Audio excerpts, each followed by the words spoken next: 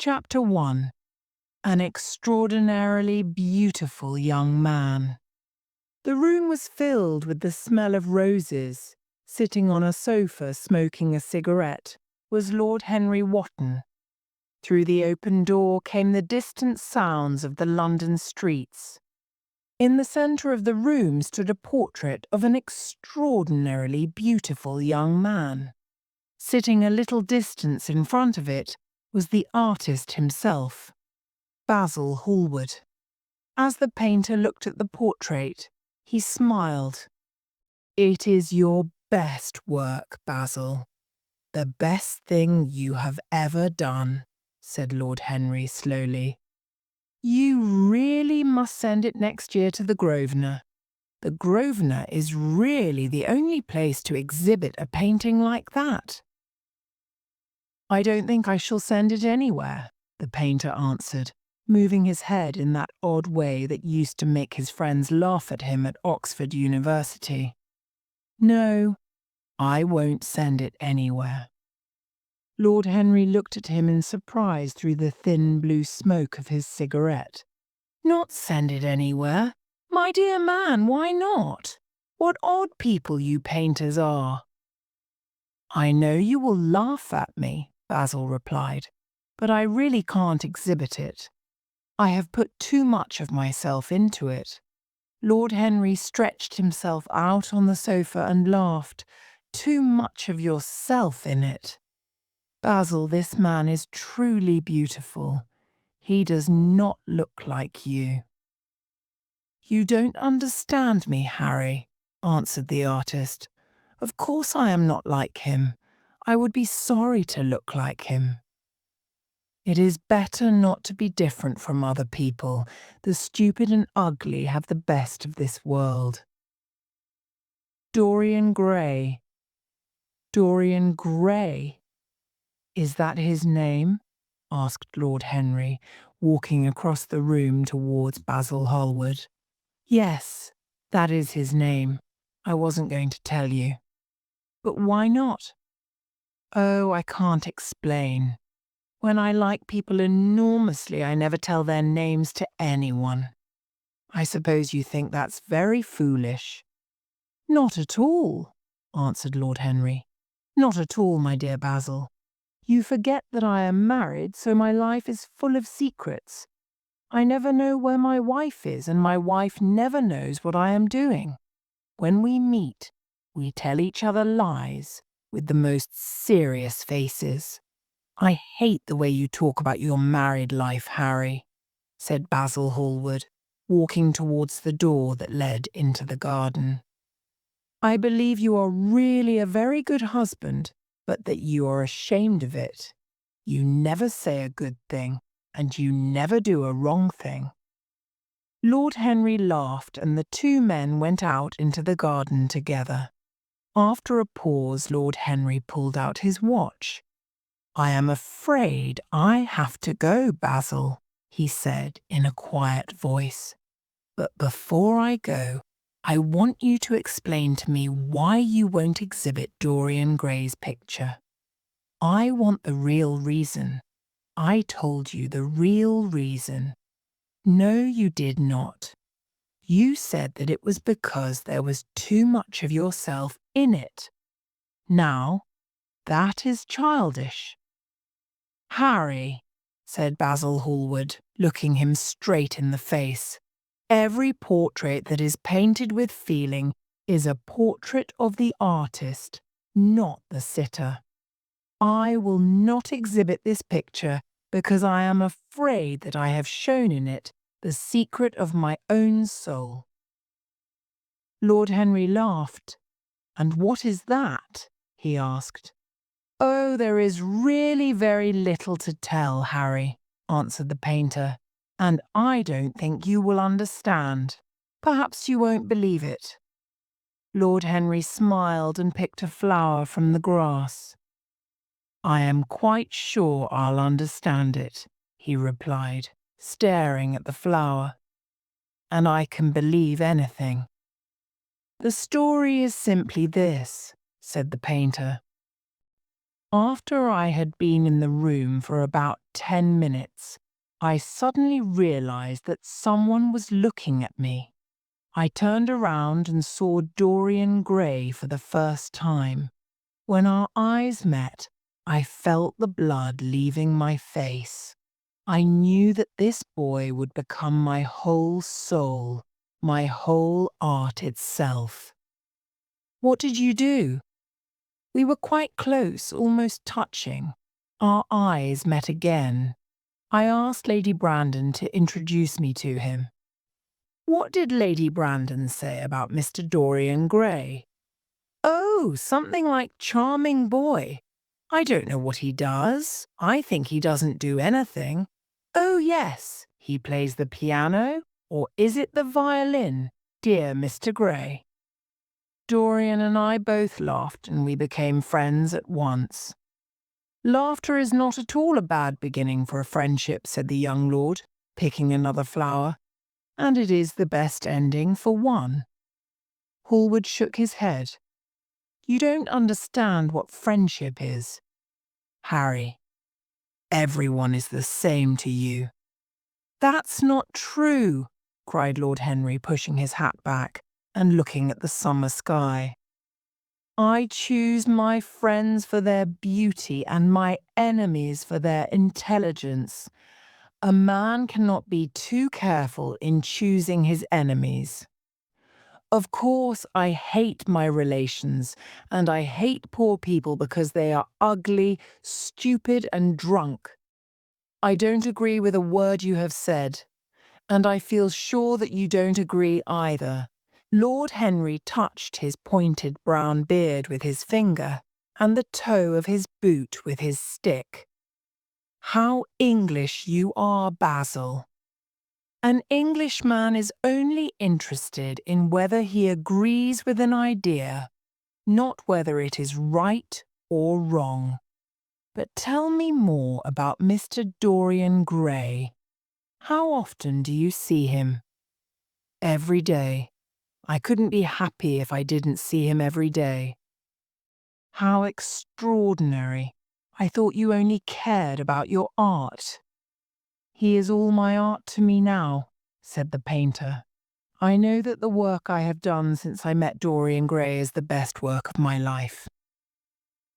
In some strange way, his personality has shown me a new kind of art. He seems like a little boy, though he is really more than 20, and when he is with me, I see the world differently. Basil, this is extraordinary. I must see Dorian Gray.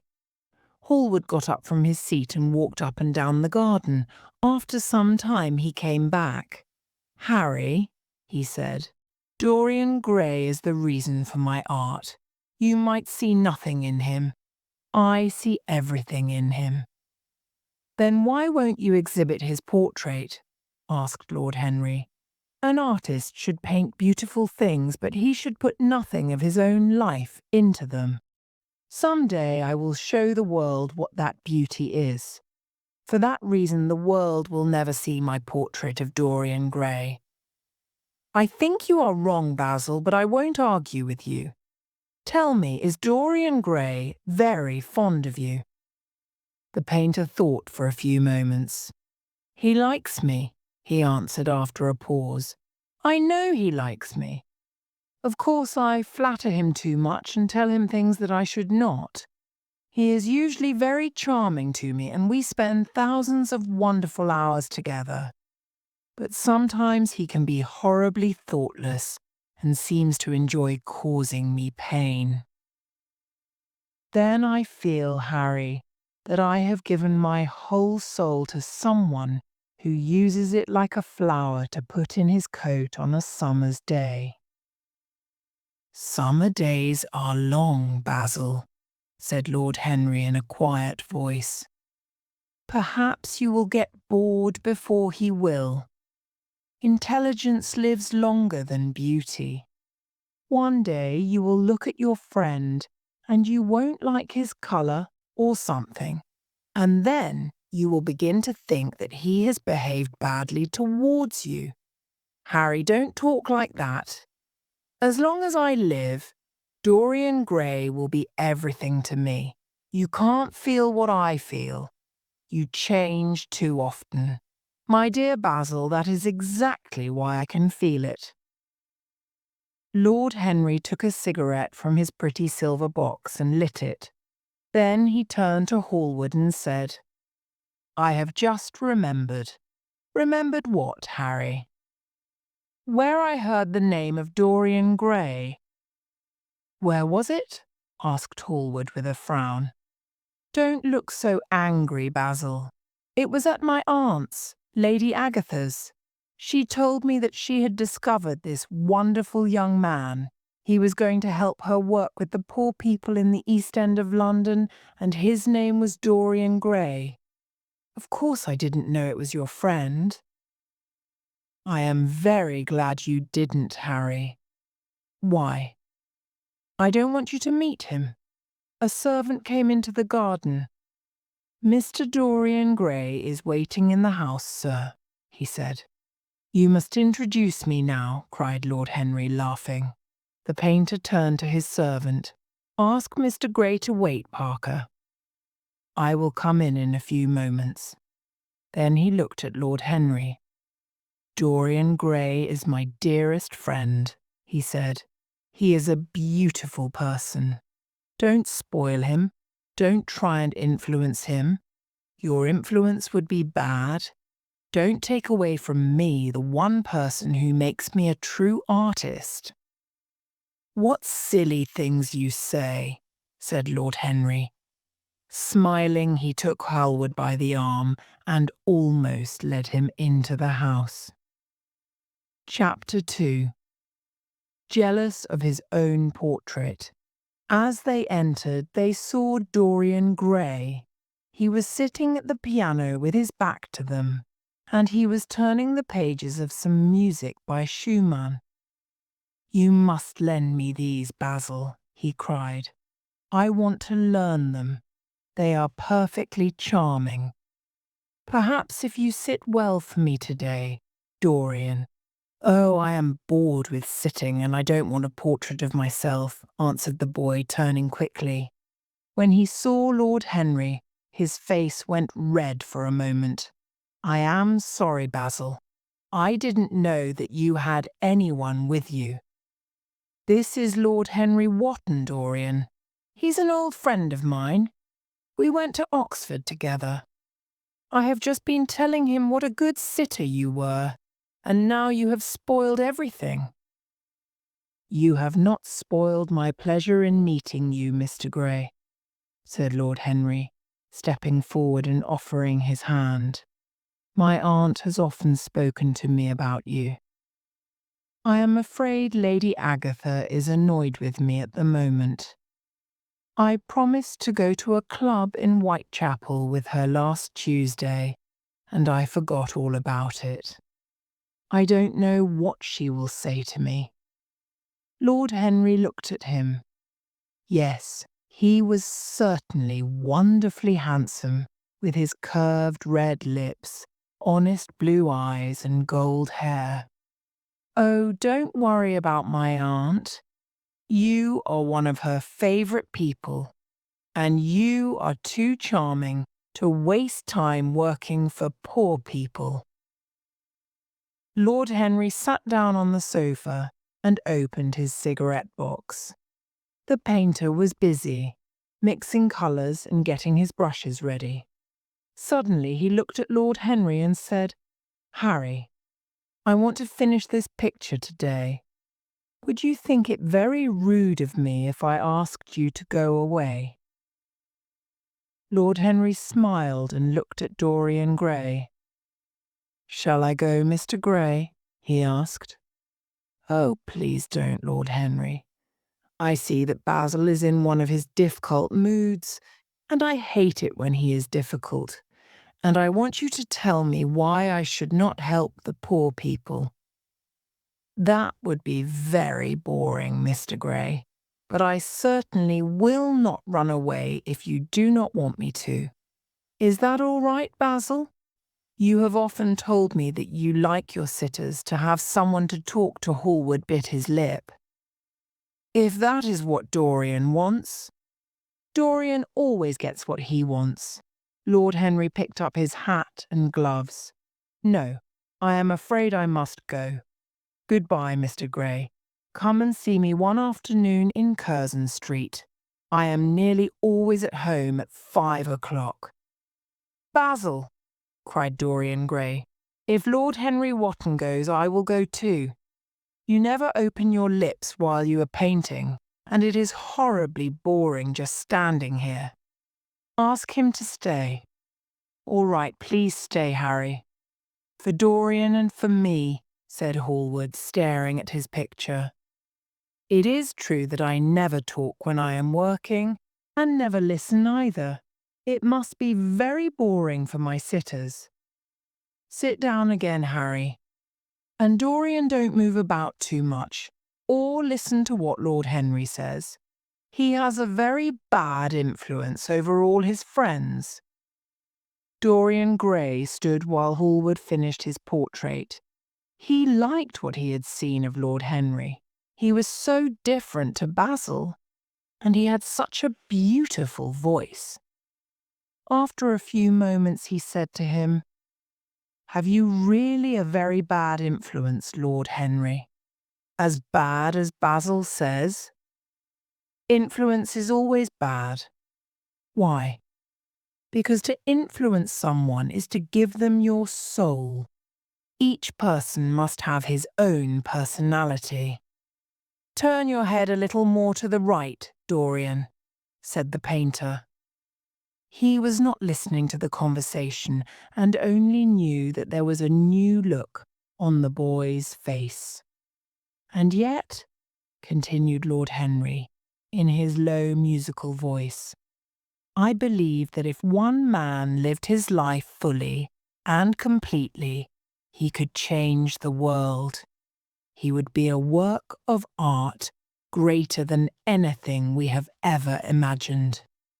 But the bravest man among us is afraid of himself. You, Mr. Gray, are very young, but you have had passions that have made you afraid. Dreams. Stop, cried Dorian Gray. I don't understand what you are saying. I need to think.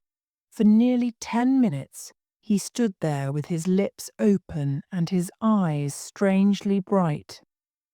The words that Basil's friend had spoken had touched his soul. Yes, there had been things in his boyhood that he had not understood. He understood them now. With his smile, Lord Henry watched him. He knew the exact moment when to say nothing. He was surprised at the sudden effect of his words on the boy. How fascinating the boy was. Hallward continued painting and did not notice that the others were silent. Basil, I am tired, cried Dorian Gray suddenly. I must go and sit in the garden. There is no air in here. My dear boy, I am sorry. When I am painting, my work is all I can think about, but you never sat better. I don't know what Harry has been saying to you, but there is a wonderful bright look in your eyes. I suppose he has been flattering you. You shouldn't believe a word he says. He has certainly not been flattering me. Perhaps that is why I don't believe anything he has told me. You know you believe it all, said Lord Henry, looking at him with his dreamy eyes. I will go out to the garden with you. It's horribly hot in this room. Don't keep Dorian too long, said the painter. This is going to be my best painting. Lord Henry went out to the garden and found Dorian Gray holding a flower to his face. He came close to him and put his hand on his shoulder. Dorian Gray frowned and turned away. He liked the tall young man who was standing by him. His dark, romantic face interested him. There was something in his low, musical voice that was fascinating, but he felt a little afraid. Why was this stranger having a strong influence on him like this? He had known Basil Hallward for months, but the friendship between them had not changed him. Suddenly, someone had come into his life and turned it upside down. Someone who seemed to have the key to the mystery of life itself. And yet, what was there to be afraid of? He was not a schoolboy or a girl. It was silly to be afraid. Let us go and sit out of the sun. I don't want you to be burnt by the sun. What does that matter? Cried Dorian Gray, laughing as he sat down on the seat at the end of the garden. It should matter very much to you, Mr. Gray. Why? Because you are young, and to be young is the best thing in the world. I don't feel that, Lord Henry. No, you don't feel it now. Some day when you are old and ugly, you will feel it terribly. Now, wherever you go, you charm the world. Will it always be so? You have a wonderfully beautiful face, Mr. Gray. Don't frown. It is true. The gods have been good to you. But what the gods give, they quickly take away. You have only a few years in which to really live, perfectly and fully. Live your life now, while you are still young. Suddenly the painter appeared at the door and waved at them to come in. They turned to each other and smiled. I am waiting, he cried. Please come in. The light is perfect. They got up and walked towards the house together. You are glad you have met me, Mr. Gray, said Lord Henry, looking at him. Yes, I am glad now.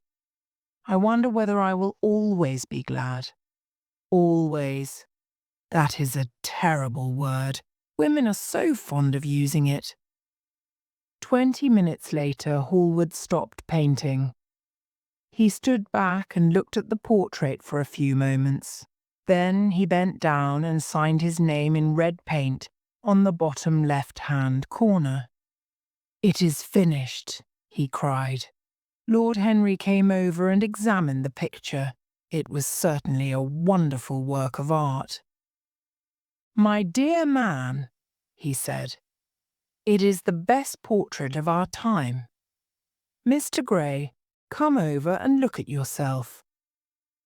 Dorian walked across to look at the painting. When he saw it, his cheeks went red with pleasure.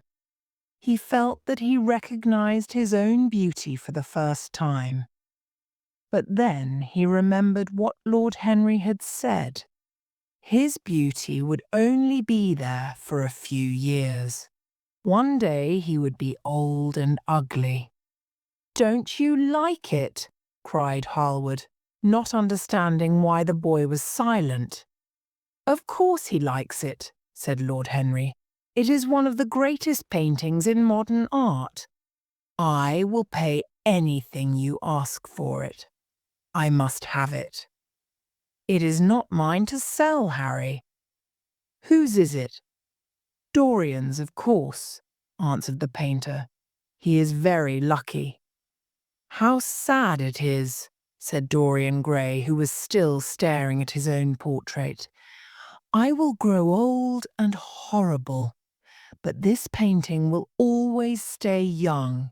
It will never be older than this day in June, if only it were the other way. What do you mean? Asked Hallward. If I could stay young and the picture grow old, for that I would give everything. Yes, there is nothing in the whole world I would not give. I would give my soul for that.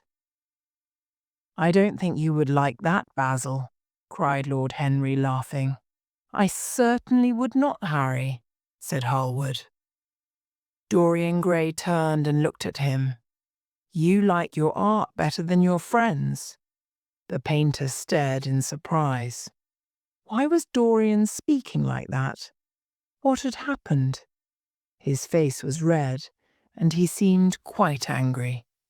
You will always like this painting, But how long will you like me? Until I start getting old. Lord Henry Wotton is perfectly right. When I lose my beauty, I will lose everything. I shall kill myself before I get old. Hallward turned white and caught his hand. Dorian! Dorian! He cried. Don't talk like that. I have never had a friend like you, and I will never have another.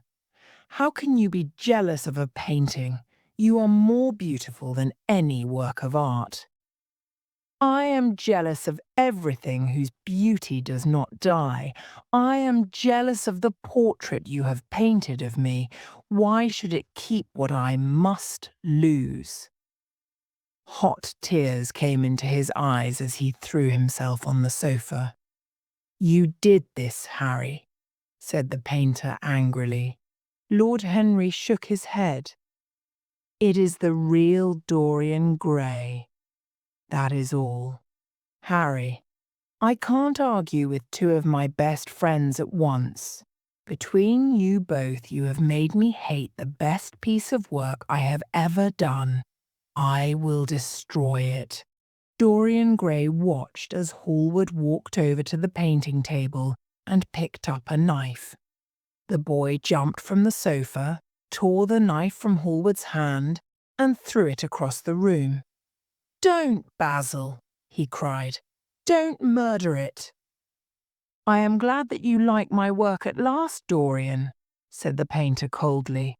I never thought you would. Like it? I am in love with it, Basil. It is part of myself. I feel that. What silly people you are, both of you, said Lord Henry. Let's forget about the painting for one night and go to the theatre. I would like to come to the theatre with you, Lord Henry. And you will come too, won't you, Basil? I can't, said Hallward. I have too much work to do. Well, you and I will go together, Mr. Gray. The painter bit his lip and walked over to the picture. I will stay with the real Dorian, he said, sadly. Chapter 3. Dorian in Love. One afternoon, a month later, Dorian Gray was sitting in the little library of Lord Henry's house in Mayfair. Lord Henry had not yet come in. He was always late. Dorian Gray was bored, and once or twice he thought of going away. At last he heard a step outside, and the door opened. How late you are, Harry, he said. I'm afraid it is not Harry, Mr. Gray. It is only his wife. He looked around quickly and got to his feet. I am sorry, I thought. I know you quite well by your photographs. I think my husband has got 17 of them. 17, Lady Henry? Well, 18 then. And I saw you with him the other night at the theatre. But here is Harry. Lord Henry smiled at them both. So sorry I am late, Dorian. I am afraid I must go, said Lady Harry. Goodbye, Mr. Gray. Goodbye, Harry. You are eating out, I suppose? I am too. Perhaps I will see you later. Perhaps, my dear, said Lord Harry, shutting the door behind her. Then he lit a cigarette and threw himself down on the sofa. Never marry a woman with fair hair, Dorian, he said.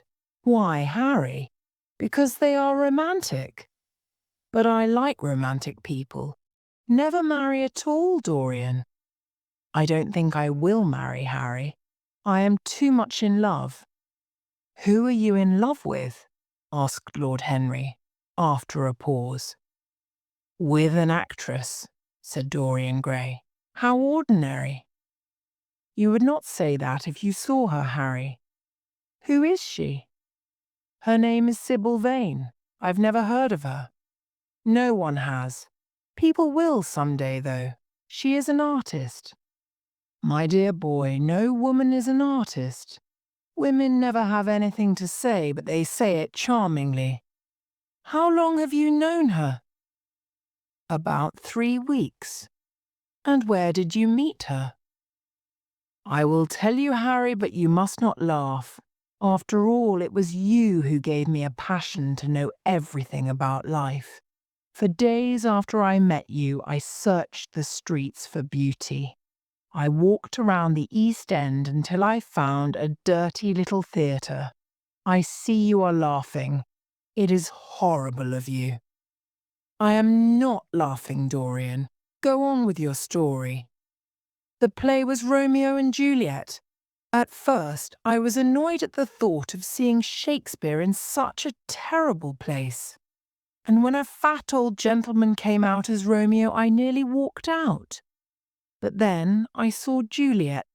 Harry, she was the loveliest thing I had ever seen in my life. When did you meet her?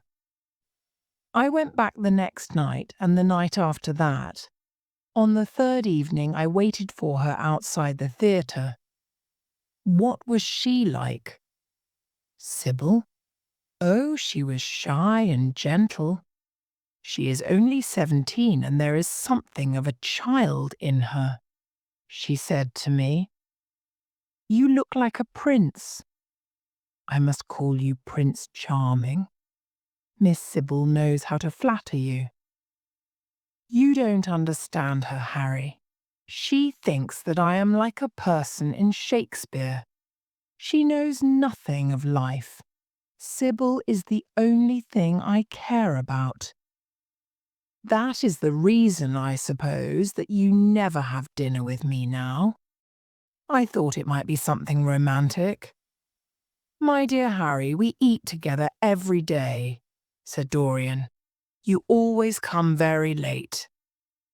Well, I have to see Sybil play, he cried. Can you have dinner with me tonight, Dorian? He shook his head. Tonight she is Ophelia, he answered, and tomorrow night she will be Juliet. When is she Sybil Vane? Never. That's good. How horrible you are. But when you see her, you will think differently. I want you and Basil to come and watch her tomorrow night. You are certain to recognize that she is wonderful. All right. Tomorrow evening. Will you see Basil before then? Or shall I write to him? Dear Basil, I haven't seen him for a week. It is rather horrible of me as he sent me my portrait a few days ago. I love looking at it. Perhaps you should write to him. I don't want to see him alone. He says things that annoy me. He gives me good advice. Lord Henry smiled. People are very fond of giving away advice they need themselves. Oh, Basil is a good man, but I don't think he really understands about art and beauty. Since I have known you, Harry, I have discovered that. Basil, my dear boy, puts everything that is charming in him into his work. I must go now, Harry. My Juliet is waiting for me. Don't forget about tomorrow. Goodbye.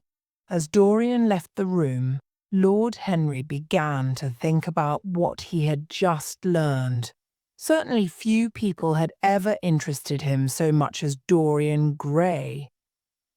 Yet the mad worship of this actress did not make him annoyed or jealous. He was pleased by it. It made the boy more interesting to study. Later that night, when he arrived home from dinner, Lord Henry saw a telegram on the table near the door. He opened it and read that Dorian Gray was going to marry Sybil Vane. Chapter 4. The Worship of Sybil Vane. I suppose you have heard the news, Basil, said Lord Henry the following evening. They were in the dining room of the Bristol Hotel. No, Harry, answered the artist, giving his hat and coat to the waiter. What is it? Dorian Gray is going to be married, said Lord Henry, watching him as he spoke. Hallward frowned. Dorian going to be married, he cried. Impossible. It is perfectly true. To whom? To some little actress. But it would be absurd for him to marry someone like that. If you want to make him marry this girl, tell him that, Basil. He is sure to do it then. Whenever a man does a completely stupid thing, it is always for a good reason. I hope this girl is good, Harry. Oh, she is better than good, she is beautiful, said Lord Henry.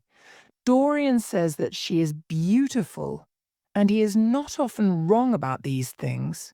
Your portrait has helped him understand beauty in others. We are to see her tonight, if that boy doesn't forget. But how can Dorian marry an actress, Harry? It is absurd, cried the painter, walking up and down the room, biting his lip. Dorian Gray falls in love with a beautiful actress who plays Juliet. He asks her to marry him. Why not? I hope that Dorian Gray marries this girl and worships her for 6 months. Then he can suddenly become fascinated by another woman. You don't mean a word of that, Harry. I know you don't really want Dorian Gray's life to be spoiled. You are much better than you pretend to be.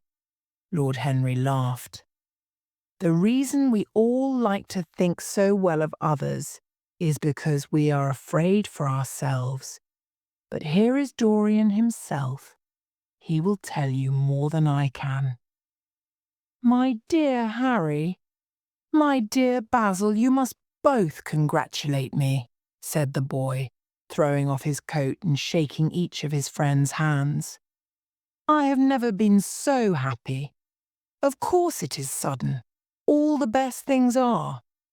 And yet it seems to me to be the one thing I have been looking for all my life. I hope you will always be very happy, Dorian, said Hallward. But why did you not tell me? You told Harry. There really is not much to tell, cried Dorian. Last night I went to see her again. After, when we were sitting together, there came into her eyes a wonderful look. It was something I had never seen there before. We kissed each other. I can't describe to you what I felt at that moment. Have you seen her today? Asked Lord Henry. Dorian Gray shook his head. I have left her in Shakespeare's forest. I will find her in his garden. At what exact point did you use the word marry, Dorian? And how did she answer? Perhaps you forgot all about it. My dear Harry, it was not a business meeting. I told her I loved her. The whole world is nothing to me compared to her. But my dear Dorian, Hallward put his hand on Lord Henry's arm. Don't, Harry. You have annoyed Dorian. He is not like other men. He would never harm anyone. Lord Henry looked across the table. Dorian is never annoyed with me, he answered. Dorian Gray laughed. When I am with Sybil Vane, I don't believe in anything you have taught me. I forget all your fascinating, terrible ideas. And those are? Asked Lord Henry, helping himself to some salad. Oh, your ideas about life, your ideas about love, your ideas about pleasure. All your ideas, Harry. Pleasure is the only thing worth having ideas about, he answered in his slow, musical voice. When we are happy, we are always good. But when we are good, we are not always happy. I know what pleasure is, cried Dorian Gray. It is to worship someone. That is certainly better than when someone worships you. Harry, you are terrible. I don't know why I like you so much. Let us go down to the theatre. When you see Sybil, you will change your ideas. They got up and put on their coats. The painter was silent and thoughtful. He felt very sad. Dorian Gray would never again be to him all that he had been in the past. Life had come between them. When he arrived at the theatre, it seemed to Hallward that he had grown years older. Chapter 5. Dorian leaves. Sybil. The theatre was crowded that night. It was terribly hot, and there were young people shouting to each other from across seats. Women were laughing loudly, and their voices sounded horrible. People were eating oranges and drinking from bottles. "What a place to find the perfect girl in," said Lord Henry. "Yes," answered Dorian Gray. "It was here I found her. When you see her as Juliet, you will forget everything. These ugly people become quite different when she appears." "I understand what you mean, Dorian," said the painter, "and I believe in this girl. Anyone you love must be wonderful." "Thanks, Basil," answered Dorian Gray. "I knew that you would understand me. In a few minutes, you will see the girl who I am going to give my life to, the girl who I have given everything that is good in me." Then Sybil appeared. The crowd shouted and called her name. Yes, she was certainly lovely to look at, Lord Henry thought.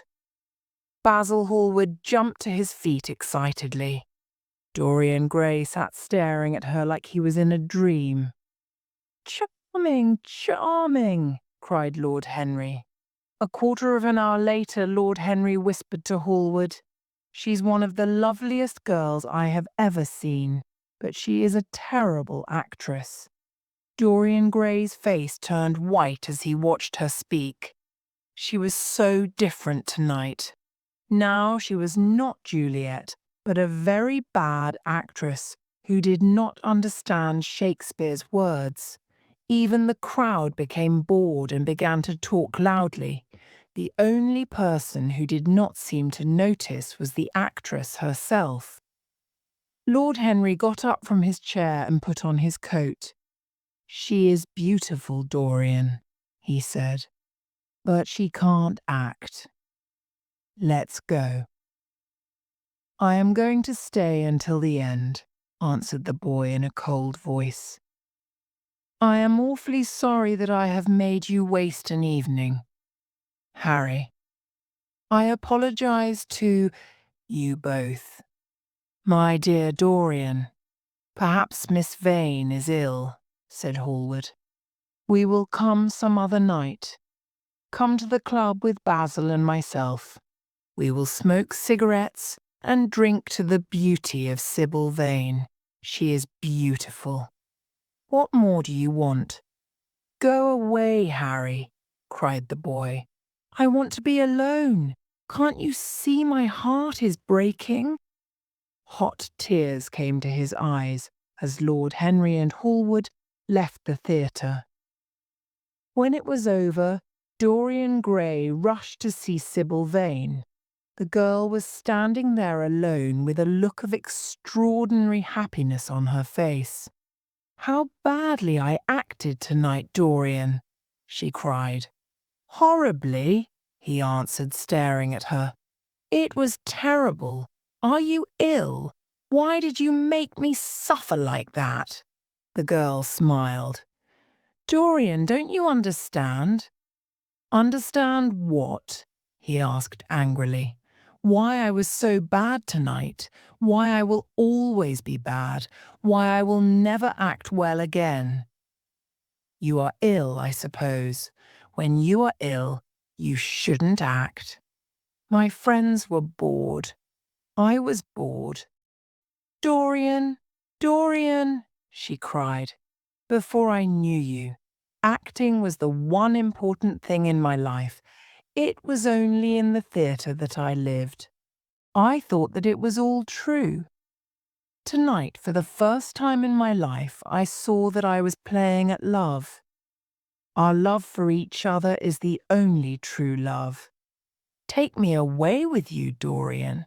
I don't want to be an actress any more." He threw himself down on the sofa and turned away his face.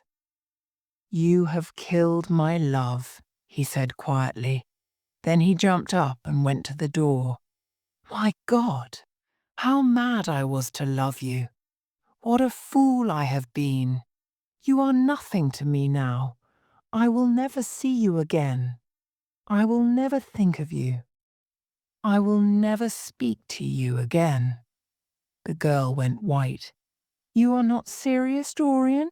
You are acting," she whispered, putting her hand on his arm. He pushed her back. "Don't touch me," he cried. Then he turned and left the room. After walking the streets of London all night, he arrived home just after sunrise. As he passed through the library, he saw the portrait that Basil Hallward had painted of him. He stared at it in surprise and walked on into his bedroom. He took his coat off and stood next to his bed. A few moments later, he returned to the picture and looked at it closely. In the poor light, the face seemed to have changed a little. Now the mouth looked cruel. It was certainly strange. He walked to the window and opened the curtains. The light changed the room, but the face stayed the same. In fact, the sunlight made the mouth look even crueler. Going back to his bedroom, he found a small mirror that had been a present from Lord Henry. He looked at his real face and saw no sign of cruelty. What did it mean? He threw himself into a chair and began to think. Suddenly he remembered what he had said in Basil Hallward's house the day the picture had been finished. Yes, he remembered it perfectly. He had asked that the painting grow old so that he himself could remain young. But such things were impossible. It was terrible even to think about them. And yet, there was the picture in front of him. There was the cruelty in the mouth. Cruelty. Had he been cruel? No, why think about Sybil Vane? She was nothing to him now. But the picture? What was he to say of that? It held the secret of his life and told his story. It had taught him to love his own beauty. Would it teach him to hate his own soul? Would he ever look at it again? He would save himself. He would not see Lord Henry again. He would go back to Sybil Vane, marry her, and try to love her again. She had suffered more than he had. Poor child! He had been selfish and cruel to her. They would be happy together. His life with her would be beautiful and pure. He got up from his chair and covered the portrait. How horrible, he said to himself, and he walked across to the window and opened it. When he stepped out onto the grass, he took a deep breath. He thought only of Sybil. The birds that were singing in the garden seemed to be telling the flowers about her. Chapter 6. Love Becomes Tragedy. It was nearly 1 o'clock the next afternoon when he woke up. His servant brought him a cup of tea and some letters. One of them was from Lord Henry, and had been brought by hand that morning. He put it to one side. He went into the library for breakfast, feeling perfectly happy.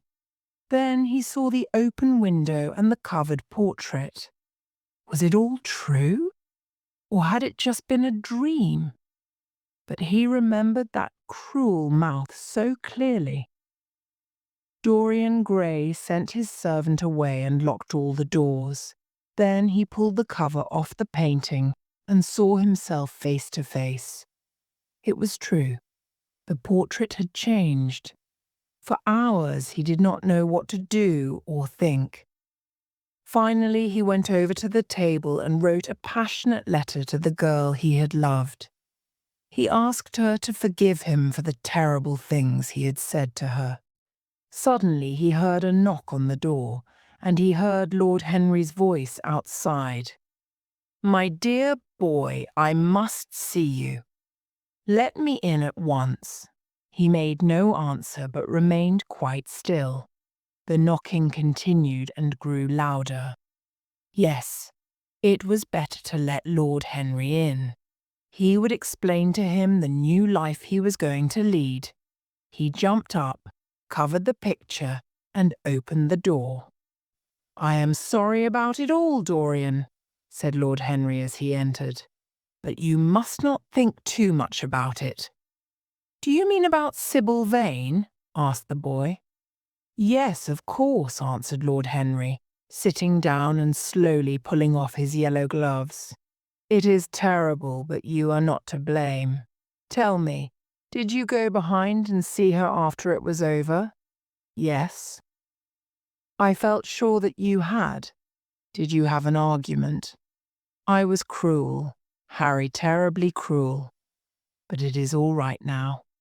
I am not sorry for anything that has happened. It has taught me to know myself better."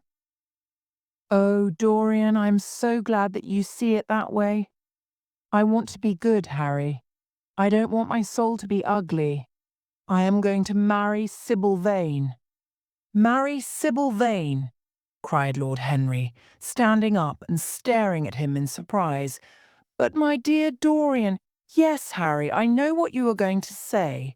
Something horrible about getting married. Don't say it. Sybil will be my wife." "Your wife, Dorian? Didn't you get my letter? I wrote to you this morning." "Your letter? Oh, yes, I remember. I have not read it yet, Harry. You know nothing yet, then?" "What do you mean?" Lord Henry walked across the room and sat down next to Dorian Gray. Taking both his hands in his own, he held them. "Dorian," he said, "my letter was to tell you that Sybil Vane is dead." A cry of pain came from the boy's lips, and he jumped to his feet. "Dead! Sybil dead! It is not true! It is a horrible lie." "It is true, Dorian," said Lord Henry. "It is in all the morning newspapers. The police will be asking questions, and you must keep your name out of any scandal. Things like that make a man fashionable in Paris, but in London they are a disaster for any gentleman. I suppose they don't know your name at the theatre? If they don't, it is all right. Did anyone see you going round to her room?" Dorian did not answer for a few moments. Finally he said in a strange voice, "Harry, did you say that the police are asking questions? What did you mean by that? Did Sybil dash? Oh, Harry, this is terrible." "I am sure that it was not an accident, though it must be described that way officially. She swallowed something horrible they use at theatres." "Harry, Harry, it is terrible," cried the boy. "Yes, it is very sad, of course, but it is nothing to do with you. Come with me to dinner, and after we will go to the theatre." "So I have murdered Sybil Vane," said Dorian Gray half to himself. "Yet the roses are not less lovely. The birds still sing happily in my garden. And tonight I will have dinner with you and go to the theatre. How extraordinary life is! My first passionate love letter was to a dead girl. Yet why is it that I cannot feel this tragedy as much as I want to? I don't think I am heartless. Do you?" "You have done too many foolish things in the last fortnight to be heartless, Dorian," answered Lord Henry, with his sweet, sad smile. The boy frowned. "I don't like that explanation, Harry," he said, "but I am glad you don't think I am heartless." "A woman has killed herself for the love of you," said Lord Henry. "That is very beautiful." They were silent. The evening darkened in the room. After some time, Dorian Gray looked up. "How well you know me. But we will not talk again of what has happened. It has been something wonderful, That is all. Now, I have to dress, Harry. I feel too tired to eat anything, but I will join you later at the theatre. As Lord Henry closed the door behind him, Dorian rushed to the portrait and tore off the cover. No, there was no further change in the picture. It had received the news of Sybil Vane's death before he had known of it himself. Tears came to his eyes as he remembered her. He brushed them away and looked again at the picture. He felt the time had come to choose. Or had he already chosen? Yes, life had decided that for him. The portrait was going to carry his shame. That was all. An hour later he was at the theatre, and Lord Henry was sitting beside him. Chapter 7. What is past is past. As he was eating breakfast the next morning, Basil Hallward was shown into the room.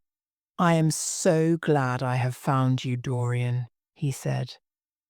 "I called last night, and they told me that you were at the theatre. Of course I knew that was impossible. I had a terrible evening worrying whether one tragedy would be followed by another. I can't tell you how heartbroken I am about the whole thing. Did you go and see the girl's mother? What did she say about it all?" "My dear Basil, I don't know," said Dorian Gray. "He looked very bored." "I was at the theatre." "You went to the theatre," said Hallward, speaking very slowly. "You went to the theatre where Sybil Vane was lying dead?" "Stop, Basil, I won't hear it," cried Dorian, jumping to his feet. "You must not speak of such things. What is done is done. What is past is past. You call yesterday the past. Dorian, this is horrible. Something has changed you completely. You look exactly the same as the wonderful boy in my picture. But now there is no heart in you. It is all Harry's influence. I see that." The boy went to the window and looked out at the garden for a few moments. "Harry has taught me many things, Basil," he said at last. "You have only taught me to love my own beauty." "I am truly sorry for that, Dorian." "I don't know what you mean, Basil," he said, turning round. "I don't know what you want. What do you want?" "I want the Dorian Gray I used to paint," said the artist sadly. "Basil," said the boy, going over to him and putting his hand on his shoulder, "you have come too late. Yesterday, when I heard that Sybil Vane had killed herself—" "Killed herself? My God! Is there no doubt about that?" cried Hallward.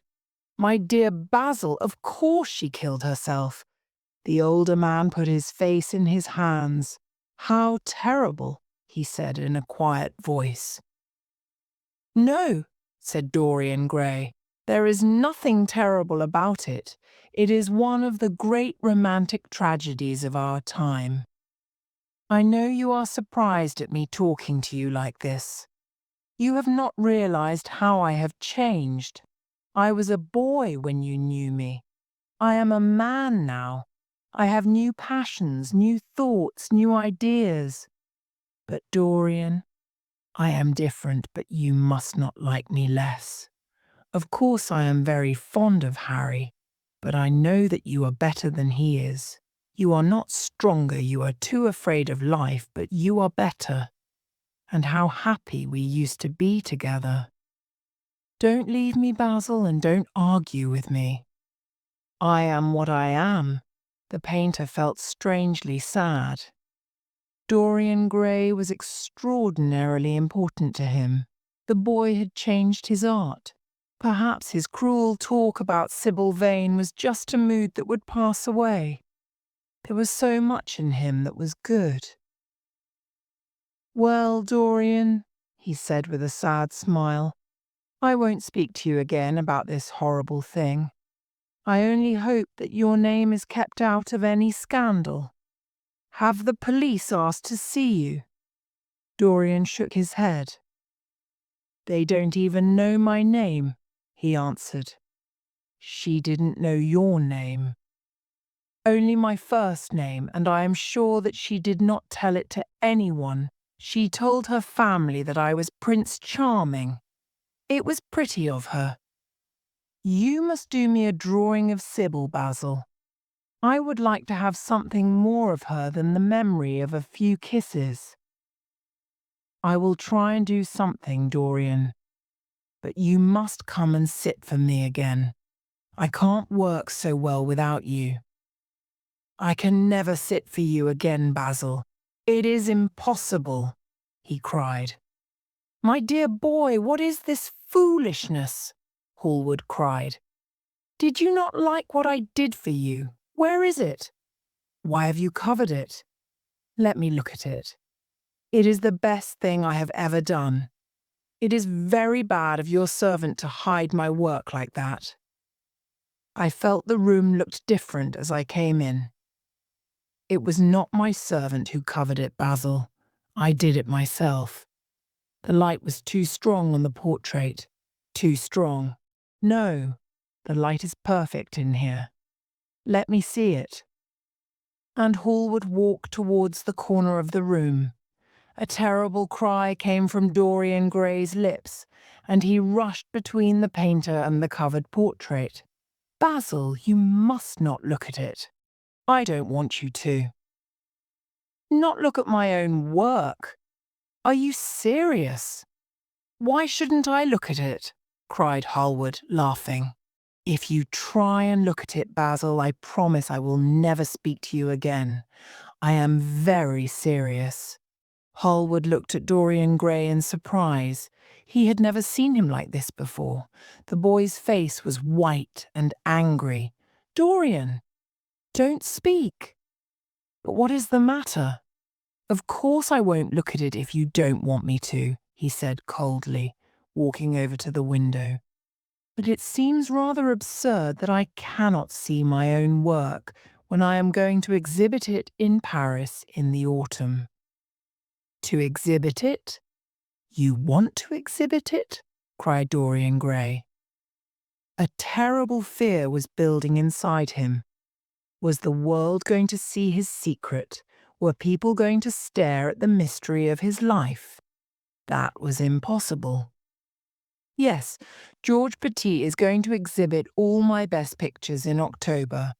Don't worry, it is only for 1 month." Dorian Gray passed his hand across his face. It felt hot and wet. He felt that he was about to face horrible danger. "You told me a month ago that you would never exhibit it," he cried. "Why have you changed your mind?" He stopped suddenly, and a cruel look came into his eyes.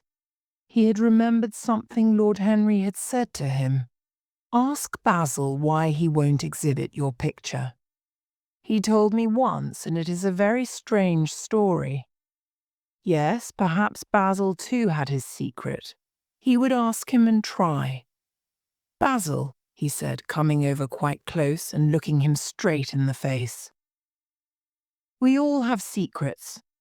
What was your reason for not wanting to exhibit my picture? Dorian, if I told you, you might like me less than you do now, and you would certainly laugh at me.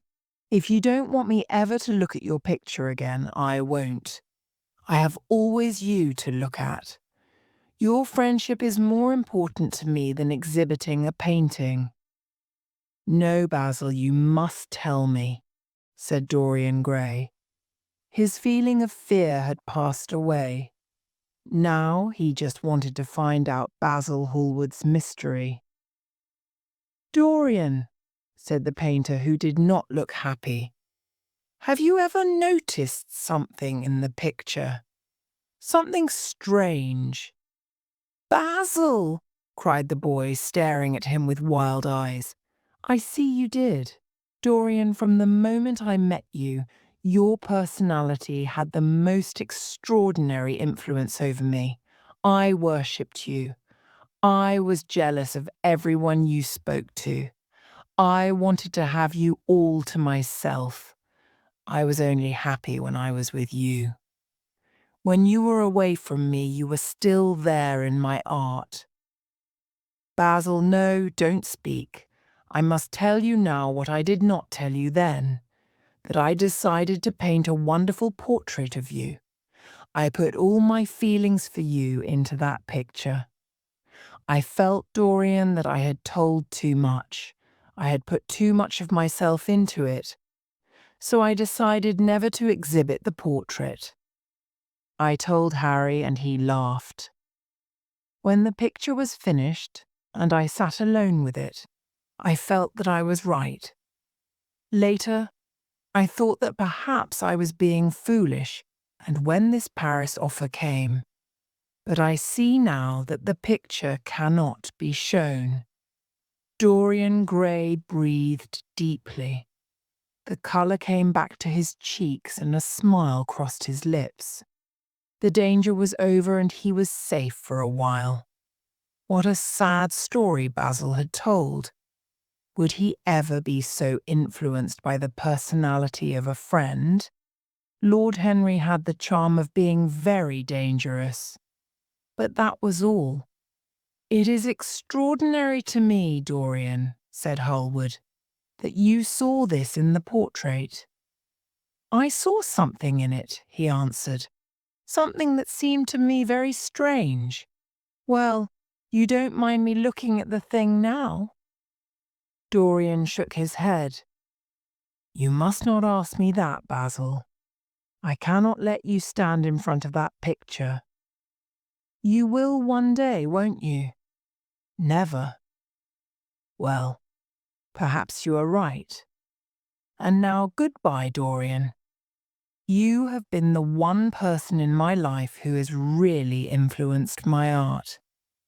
But you don't know what it cost me to tell you all that I have told you."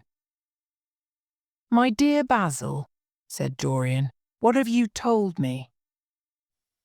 "Only that you worshipped me too much. That is not even flattery. It was not meant as flattery. And now that I have told you, something seems to have gone out of me. Perhaps you should never put what you worship into words. You mustn't talk about worship, it is foolish. You and I are friends, Basil, and we will always be friends." "You have got Harry," said the painter sadly. "Oh, Harry," laughed the young man. "Harry spends his life saying and doing extraordinary things. He lives the sort of life I want to live. But I don't think I would go to Harry if I was in trouble. I would prefer to go to you, Basil. You will sit for me again?" "Impossible. There is something terrible about a portrait. It has a life of its own. I will come and have tea with you instead." "Well, goodbye then.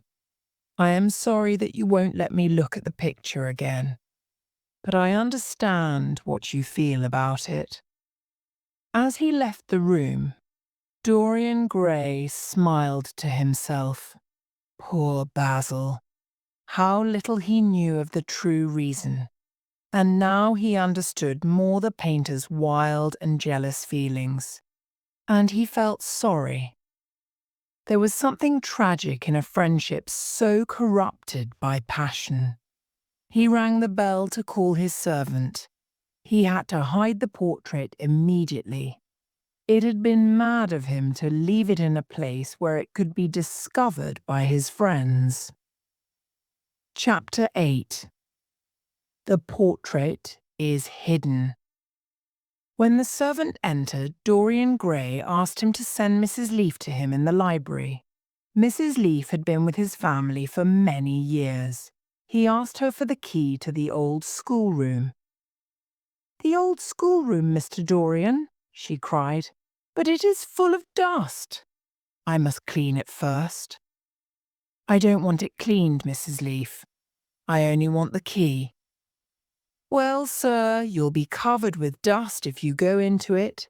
It hasn't been open for nearly 5 years, not since your grandfather died. He frowned at this reminder of his grandfather. He had bad memories of all his family.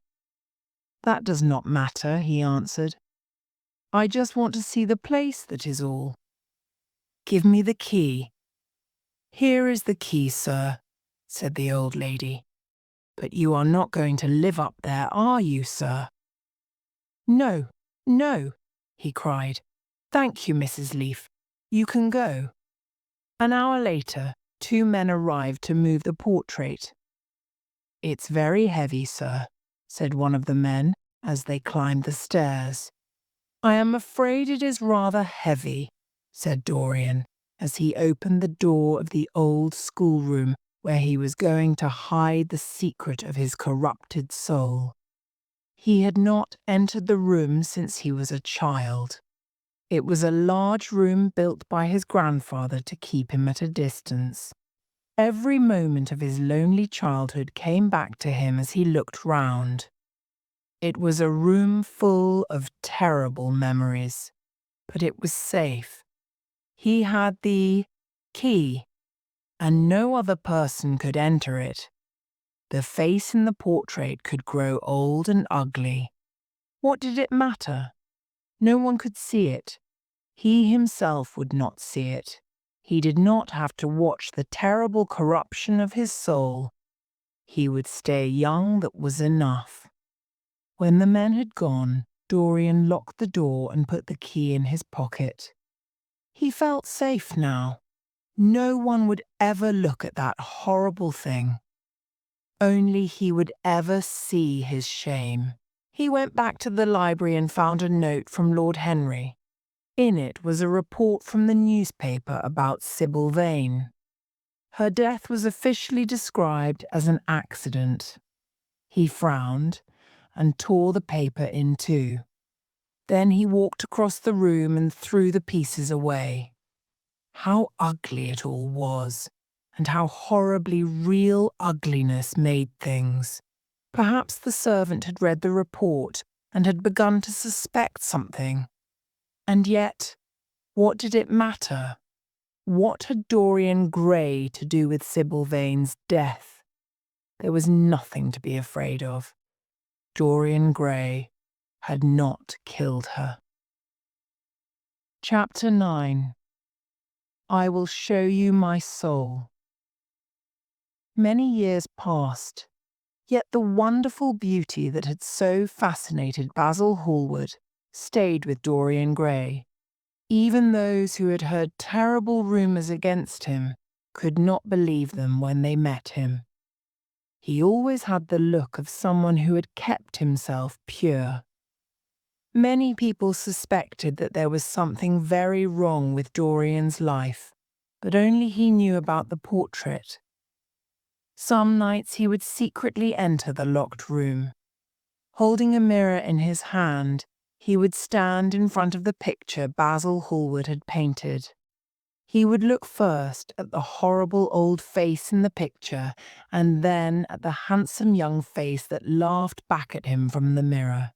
He fell more and more in love with his own beauty, and more interested in the corruption of his own soul. Then something happened that changed everything. It was on the 9th of November, the day before his 38th birthday. He was walking home from Lord Henry's, and the night was cold and foggy. At the corner of Grosvenor Square and South Audley Street, a man passed him in the fog. He was walking very fast and had the collar of his coat turned up. He had a bag in his hand. Dorian recognized him. It was Basil Hallward. A strange fear made Dorian walk off quickly in the direction of his own house. But Hallward had seen him. Dorian heard him hurrying after him. In a few moments his hand was on his arm. "Dorian, what an extraordinary piece of luck! I have been waiting for you in your library ever since 9 o'clock. I am going to Paris on the midnight train, and I wanted to see you before I left. I thought it was you, or at least your coat as I passed you. But I wasn't sure. Didn't you recognize me? In this fog, my dear Basil, I can't even recognize Grosvenor Square. I believe my house is somewhere about here, but I don't feel at all certain about it. I am sorry you are going away, as I have not seen you for such a long time. But I suppose you will be back soon? No, I am going to be out of England for 6 months. Here we are at your door. Let me come in for a moment. I have something to say to you. That would be lovely.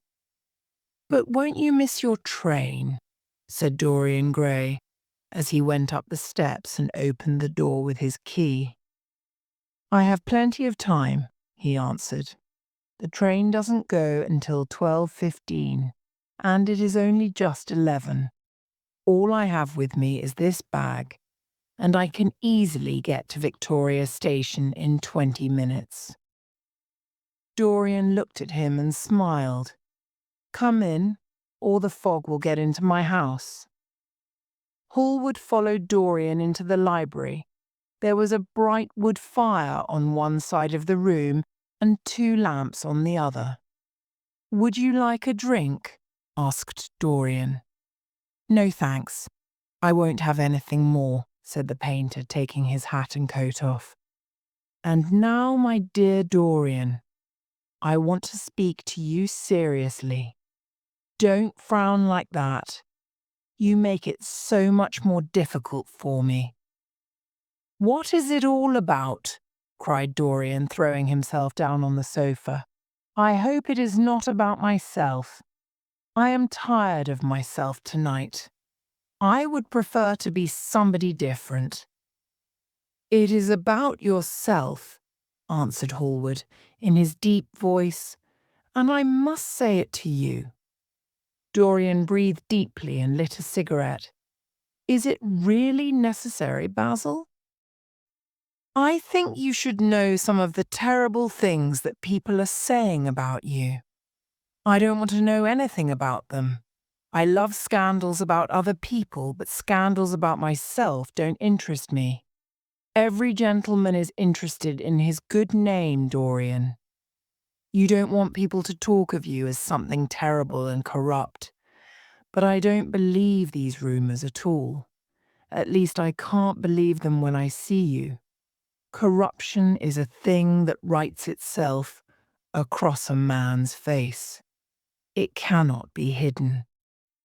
My dear Basil, and yet I rarely see you now, and you never come to my house. When I hear all the terrible things people are whispering about you, I don't know what to say. Why have so many of your friends killed themselves? Young men from good families like Adrian Singleton and that poor young soldier? Stop, Basil. You are talking about things of which you know nothing, said Dorian. I know how people talk in England. This is a country where people have 2 faces. They whisper rumours about people like myself, and then do much worse things when others are not looking. Dorian, cried Hallward, that is not the question. I know England is bad, but that's the reason I want you to be a good influence on your friends. Instead, you have lost all belief in goodness and honesty. You have filled those poor young men with a madness for pleasure. Dorian smiled. How can you smile like that? I only want you to have a clean name.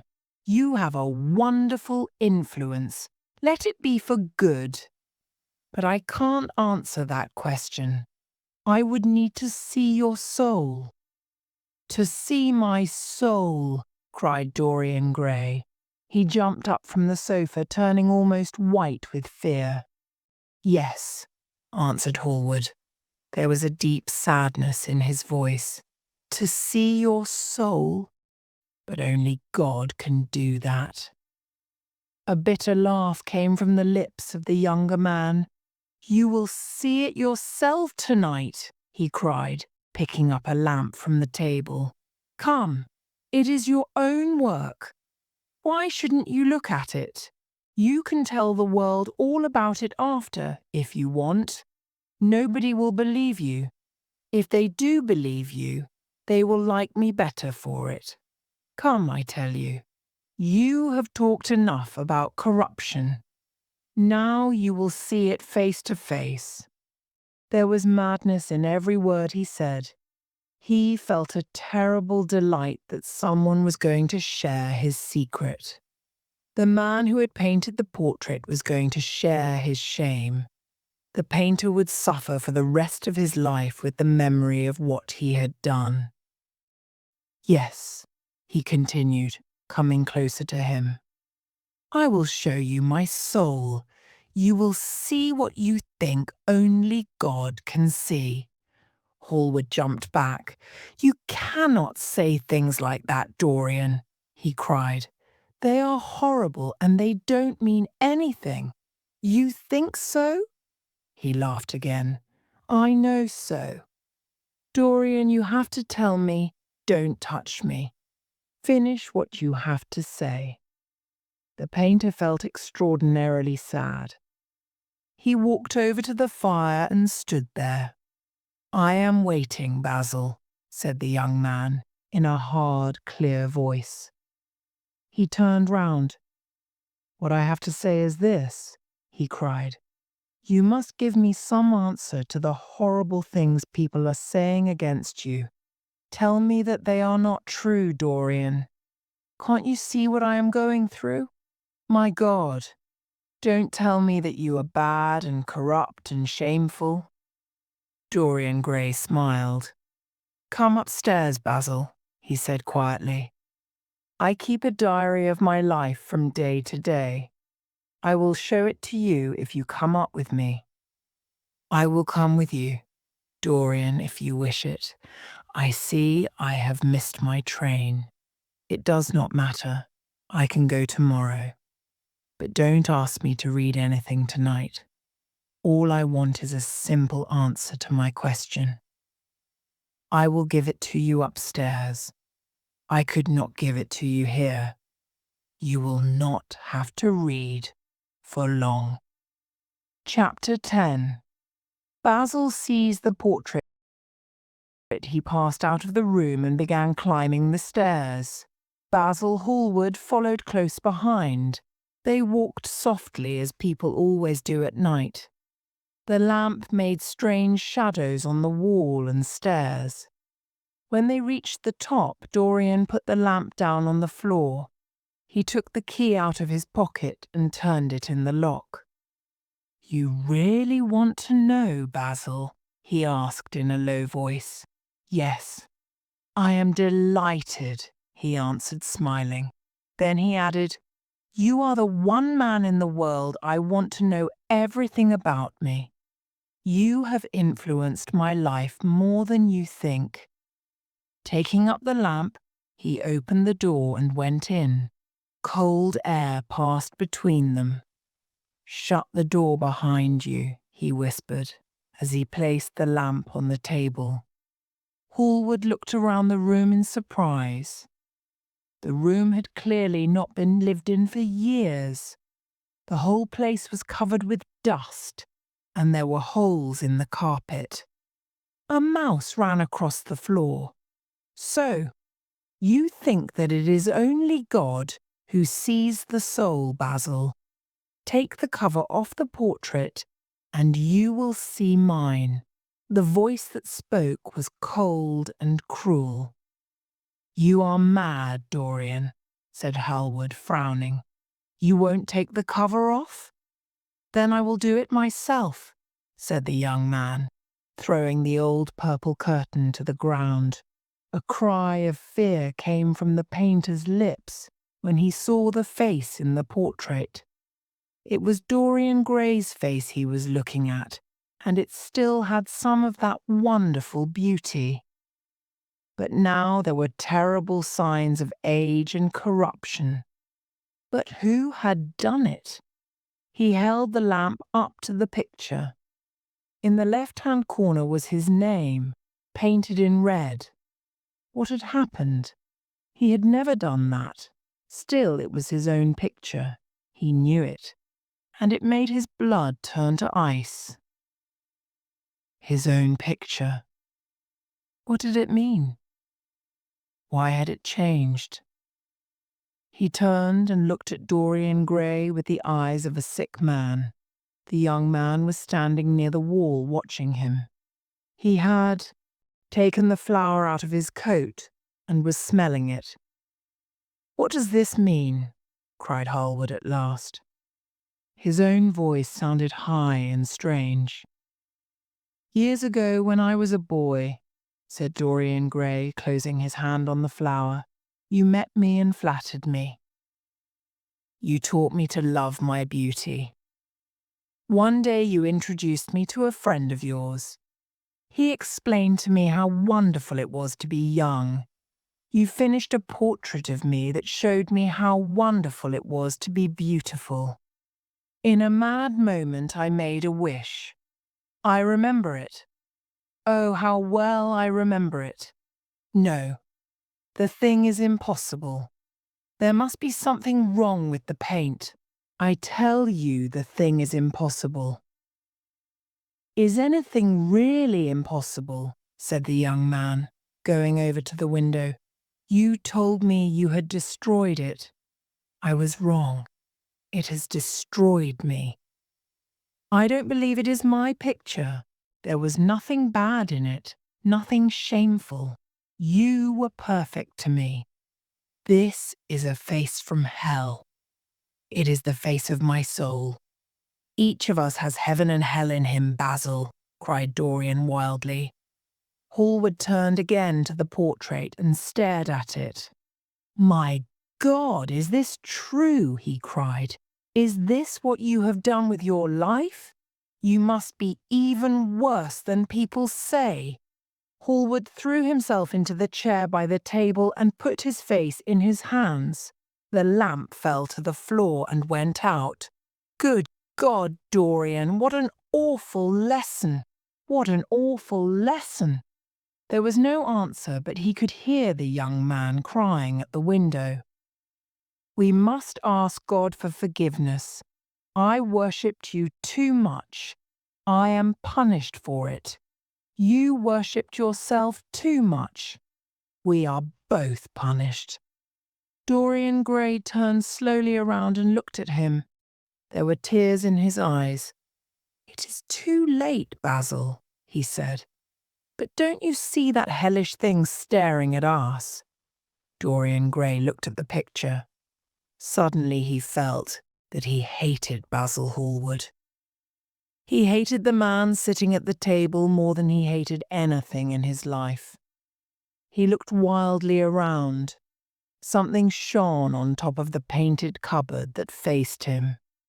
It was a knife he had left there some days before. He moved slowly towards it, passing Hallward as he did so. He took the knife in his hand and turned around. Hallward moved in his chair. He rushed at him and stuck the knife into his neck again and again. 5 minutes a servant appeared. He was half-dressed and looked very sleepy. "I am sorry I had to wake you up, Francis," he said, stepping in. "But I have forgotten my key. What time is it?" 10 minutes past 2, sir," answered the man, looking at a clock. 10 minutes past 2? How horribly late. You must wake me at 9 tomorrow. I have some work to do." "All right, sir." "Did anyone call this evening?" "Mr. Hallward, sir.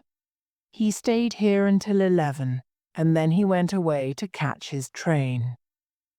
"Oh, I am sorry I didn't see him." "Did he leave any message?" "No, sir. He said he would write to you from Paris." "That is all, Francis. Don't forget to call me at 9 tomorrow." "No, sir, The man went off to his bedroom.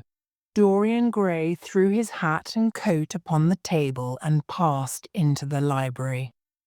For a quarter of an hour he walked up and down the room, biting his lip and thinking. Then he took down a book from one of the cupboards and began to turn the pages. Alan Campbell, 152 Hertford Street, Mayfair. Yes, that was the man he wanted. Chapter 11. The Problem of the Body.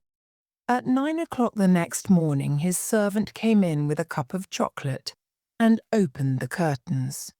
Dorian was sleeping quite peacefully, lying with one hand under his cheek.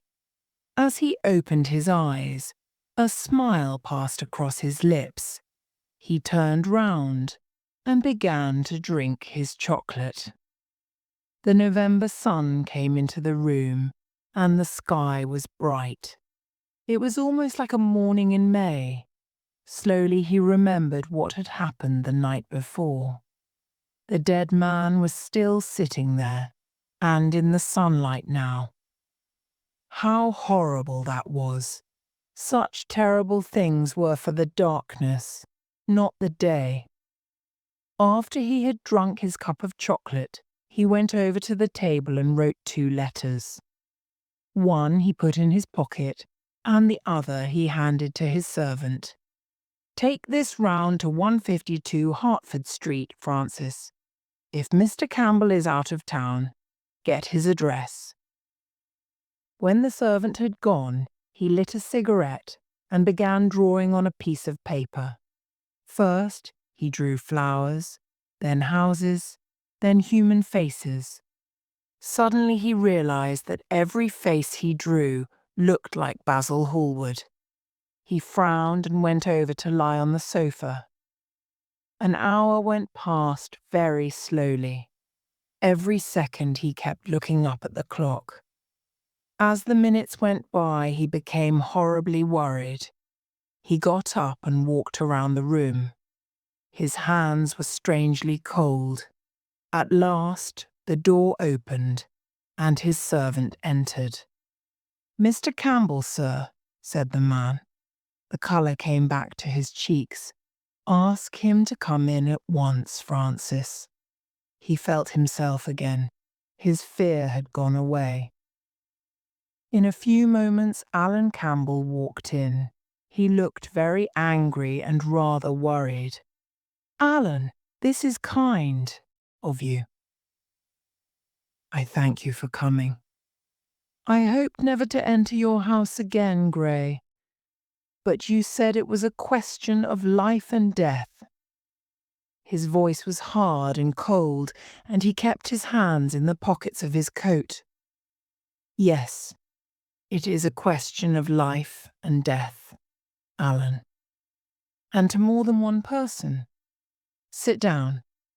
Campbell took a chair by the table, and Dorian sat opposite him. The 2 men's eyes met. In Dorian's there was great sadness. He knew that what he was going to do was terrible. After a moment of silence, Dorian said very quietly, "Alan, in a locked room at the top of the house, a dead man is sitting at a table. He has been dead for 10 hours now. Don't stir and don't look at me like that. You don't need to know who this man is.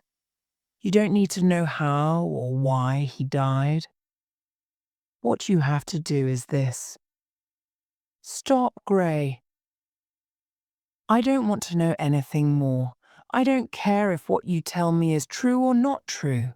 I don't want any part in your life. Keep your horrible secrets to yourself. They don't interest me anymore. Alan, they will have to interest you. I am awfully sorry for you, Alan, but I can't help myself. You are the one man who can save me. Alan, you are a scientist. You know about chemistry and things of that kind. What you have got to do is to destroy the thing that is upstairs. You are mad, Dorian. I will have nothing to do with this. He killed himself, Alan. I am glad of that. But who made him do it? You, I suppose. Do you still refuse to do this for me? Of course I refuse. You have come to the wrong man. Go to some of your friends. Don't come to me. Alan, it was murder. I killed him. You don't know what he made me suffer. Murder. Good God, Dorian, is that what you have come to? I will have nothing to do with it. You must have something to do with it. Don't ask any more questions. I have told you too much already, but you must do this. We were friends once, Alan. Don't speak of those days, Dorian. They are dead. They will hang me for this, Alan. Don't you understand? They will kill me for what I have done. Campbell got up to leave. I will not have anything to do with this. You refuse? Yes. The same look of sadness came into Dorian Gray's eyes. Then he took a piece of paper and wrote something on it. He read it over and pushed it across the table. Then he got up and went over to the window. Campbell looked at him in surprise and picked up the paper. As he read it, his face went white, and he fell back in his chair. After 2 or 3 minutes without speaking, Dorian came and stood next to him. I am very sorry for you, Alan, he said, putting his hand on his shoulder. But there is no other way. I have a letter written already. Here it is. You see the address. If you don't help me, I will send it. You know what will happen, but you are going to help me. It is impossible for you to refuse now. Campbell put his face in his hands. The thing is quite simple, Alan. It has to be done. Face it and do it. A terrible sound came from Campbell's lips. Come, Alan, you must decide now. Alan paused for a moment. Is there a fire in the room upstairs? Yes, there is a gas fire. I must go home and get some things. No, Alan, you must not leave the house. Write out what you want, and my servant will get the things for you. It was nearly 2 o'clock when the servant returned with an enormous wooden box filled with the things Campbell had asked for. You can have the rest of the day to yourself, Francis. Thank you, sir. When the servant had left, the 2 men carried the box up the stairs. Dorian took out the key and turned it in the lock. Then he stopped, and Campbell saw that his eyes were full of tears. I don't think I can go in, Alan, he said. I don't need you, said Campbell coldly. Dorian half opened the door. As he did so, he saw the face of the portrait staring in the sunlight. He remembered that the night before he had forgotten to cover the picture. He was about to rush forward when he saw something that made him jump back. There was blood on one of the hands in the portrait. How horrible it was. He hurried into the room, trying not to look at the dead man. Picking the curtain off the floor, he threw it over the picture. Then he rushed out of the room and down the stairs. It was long after 7 when Campbell came back into the library. He was quiet and white in the face, but very calm. I have done what you asked me to do, he said. And now goodbye. Let us never see each other again. You have saved me, Alan. I cannot forget that, said Dorian simply. When Campbell had left, he went upstairs. There was a horrible smell in the room, but the thing that had been sitting at the table was gone. Chapter 12. Why do you look so young? Don't tell me that you are going to be good, cried Lord Henry. You're quite perfect. Don't change. Dorian Gray shook his head. No, Harry. I have done too many terrible things in my life. I am not going to do any more. But tell me, what is happening here in London? I have been out of the country for more than a month. People are still discussing poor Basil's disappearance. Are they not bored with that yet? Said Dorian, pouring out some wine and frowning. My dear boy, they have only been talking about it for 6 weeks. The British only need one subject of conversation every 3 months. They have been very lucky recently, though. First, there was the scandal of my wife leaving me, and then Alan Campbell killed himself. Now there is the mysterious disappearance of an artist. The British police are saying that Basil did take the midnight train on the 9th of November, but the French police are sure that he never arrived in Paris at all. What do you think has happened to Basil? Asked Dorian, holding up his wine against the light. I have no idea. If Basil wants to hide himself, it is no business of mine. If he is dead, I don't want to think about him. Death is the only thing that ever frightens me. I hate it. Why? Said the younger man, in a tired voice. Because, said Lord Henry, it is the only thing that is final. Let us have our coffee in the music room, Dorian. You must play Chopin to me. The man who ran away with my wife played Chopin beautifully. Poor Victoria! I was very fond of her. The house is quite lonely without her. Dorian said nothing, but went into the next room and sat at the piano. After the coffee had been brought in, he stopped playing. Harry, he said, looking over at Lord Henry, do you think Basil was murdered? Lord Henry yawned. Everyone liked Basil. Who would want to murder him? He was not clever enough to have enemies. Of course he was a wonderful painter. But a man can paint like Velasquez and yet still be rather boring. Basil was really rather boring. The only thing that interested me about him was that he worshipped you. I was very fond of Basil, said Dorian sadly. But don't people say he was murdered? Oh, some newspapers do. But I don't think it is likely. I know there are awful places in Paris, but Basil was not the sort of man to go to them. What would you say, Harry, if I told you that I had murdered Basil? Said the younger man. He watched him carefully after he had spoken. No, Dorian, you would not murder anyone. It is ordinary people who murder. It is their way of finding the extraordinary pleasure that art gives us. A way of finding the extraordinary pleasure? Do you think that a man who was murdered could do it again? Don't tell me that. Oh, anything becomes a pleasure if you do it too often, cried Lord Henry, laughing. That is one of the most important secrets of life. I believe, though, that murder is always a mistake. One should never do anything one cannot talk about after dinner. But let us pass from poor Basil.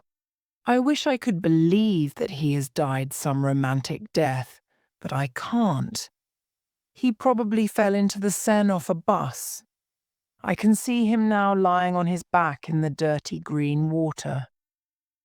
During the last 10 years he had not been painting well. Lord Henry walked across the room and touched the head of a strange grey bird that he kept in the music room. Then he turned to face Dorian. Yes, he continued, taking his handkerchief out of his pocket. His paintings seem to me to have lost something. When you and he stopped being great friends, he stopped being a great artist. What was it that separated you? I suppose he bored you. If so, he never forgave you. By the way, what happened to that wonderful portrait he did of you? I don't think I have ever seen it since he finished it. I told you years ago that it was stolen. Oh, I remember. You never got it back. What a shame. It really was wonderful. I remember I wanted to buy it. I wish I had it now. I never really liked it, said Dorian. I am sorry I sat for it. The memory of the thing is hateful to me. How sad you look. Don't be so serious. Play me some music, Dorian. And, as you play, tell me in a low voice why you still look so young. I am only 10 years older than you are, and I have grey hair and yellow skin. You are really wonderful, Dorian. Harry, please. You have never looked more charming than you do tonight. You remind me of the day I first saw you. You were very shy and absolutely extraordinary. You have changed, of course, but not in appearance. You are still the same. I am not the same, Harry. Yes, you are the same. I wish I could change places with you, Dorian. The world has cried out against us both, but it has always worshipped you. It always will worship you. Life has been your art. Dorian got up from the piano and passed his hand through his hair. Yes, life has been beautiful, he said quietly. But I am not going to have the same life, Harry. And you must not say these things to me. You don't know everything about me. I think that if you did, even you would turn away from me. You laugh. Don't laugh. Why have you stopped playing, Dorian? Let us go to the club. It has been a charming evening, and we must end it charmingly. There is someone I want to introduce to you, young Lord Poole. He has already copied your ties, and he very much wants to meet you. He is quite charming, and he reminds me of you. I hope not, said Dorian with a sad look in his eyes. But I am tired tonight, Harry. I won't go to the club. It is nearly 11, and I want to go to bed early. Please stay. You have never played so well as tonight. It is because I am going to be good, he answered, smiling. I am a little changed already. You can't change to me, Dorian, said Lord Henry. You and I will always be friends. Come round tomorrow. We shall go to lunch. Do you really want me to come, Harry? Certainly, the park is quite lovely now. I don't think there have been such flowers since the year I met you. Very well. I shall be here at 11, said Dorian. Good night, Harry. Chapter 13. To Kill the Past. It was a lovely night. He walked home with his coat on his arm, smoking his cigarette. Two young men in evening dress passed him. He heard one of them whisper to the other, "That is Dorian Gray." He remembered how pleased he used to be when he was stared at or talked about. He was tired of hearing his own name now. When he reached home, he found his servant waiting up for him. He sent him to bed and threw himself down on the sofa in the library. He began to think about some of the things that Lord Henry had said to him. Was it really true that one could never change? There had been a time when he had been good and innocent. He had corrupted himself and become a terrible influence on others. He had even got pleasure from this corruption.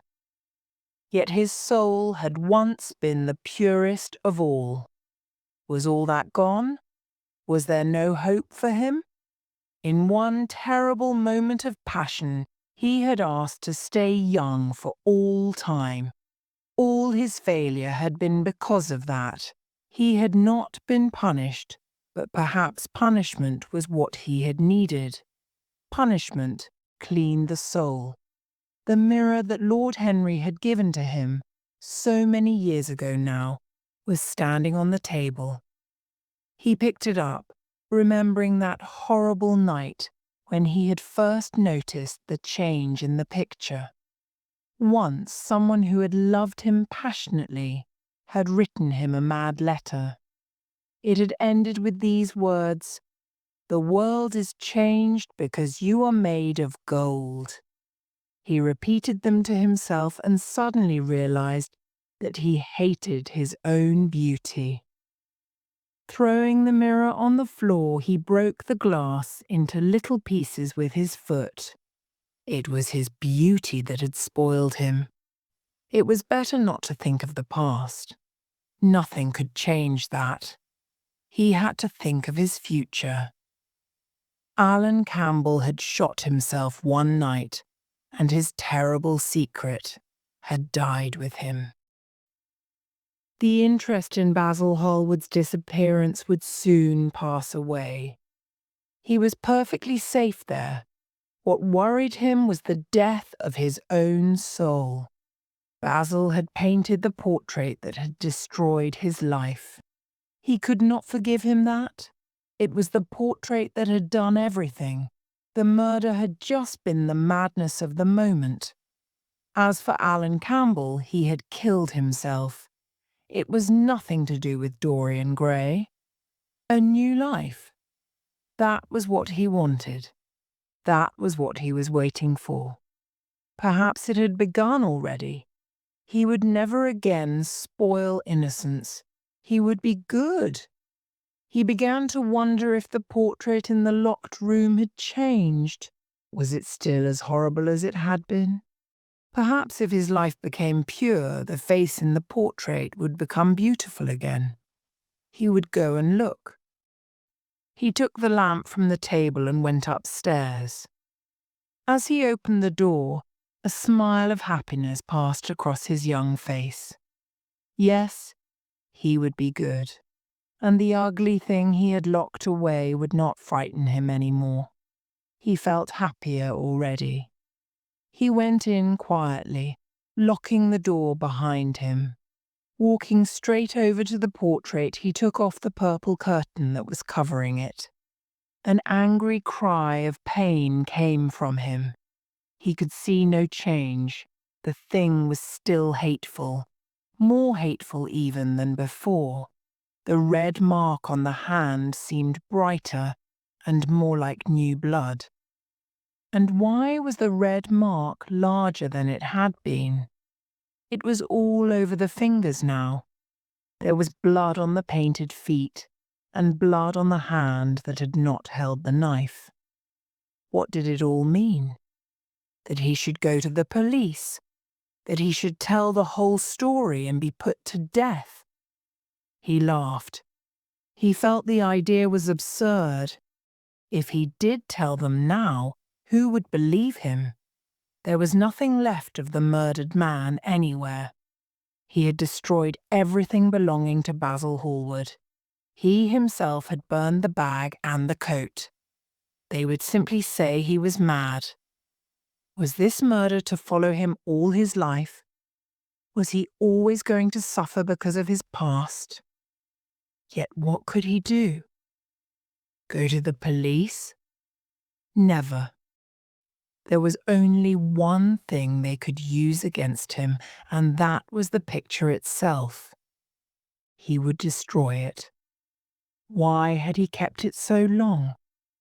Once it had given him pleasure to watch it changing and growing old. Recently he had felt no such pleasure. It had kept him awake at night. When he had been away, he had been frightened that another person would see it. Just the memory of it spoiled many moments of happiness. He would destroy it. He looked around and saw the knife that had killed Basil Hallward. He had cleaned it many times until there was no mark left on it. It was bright, and it shone. It had killed the painter. Now it would kill the painter's work, and all that it meant. It would kill the past. When that was dead, he would be free. He picked up the knife and pushed it into the picture. There was a cry and a crash. The cry was so horrible that frightened servants woke and came out of their rooms.